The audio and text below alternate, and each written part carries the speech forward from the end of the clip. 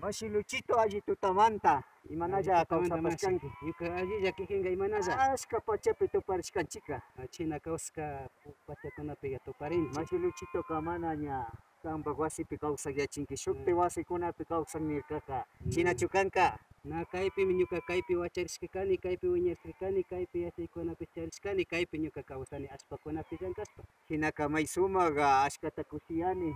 Ñuka machi Luchito kanta piñachisha nishpa maskakurkani. Kay ayllullakta Casa Quemada imamanta chay shutita charishkamanta y kay ayllullakta Casa Quemadamantallati ima watakuna ima muturishkakunamanta wiñarishkata kay Casa Quemadata yachankapak munarkani asha wata rimarishpa ñukaman yanapaway machi Luchito. Yupachani Mashi Manuel, puntaka hatun ullari hatun napay allichamuska kapanki kikin kay Casa Quemada llaqtaman y chinallapi ashkata yupachani kikin kaypi yachachish katiskamanta ñukanchik wawakuna ñawpakman rikunishpa. Kay Casa Quemada wiñarishka kan kay shuk waranka isqun pacha kanchis chunka pishka watakunapi.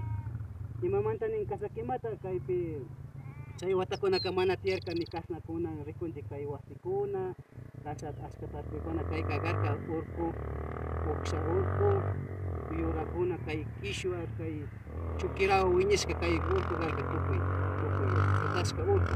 Solamente tiyarka llamakunata ñukanchik abuela michirka chaylla karka chaymanta kay sitashkarka chaypi shuk sabado tardeta kaypi kawsarka ishki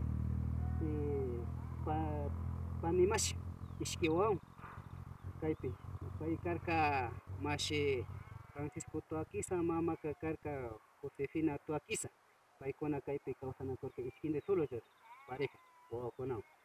Chay sábado wacha puncha chay tarde rirka shuk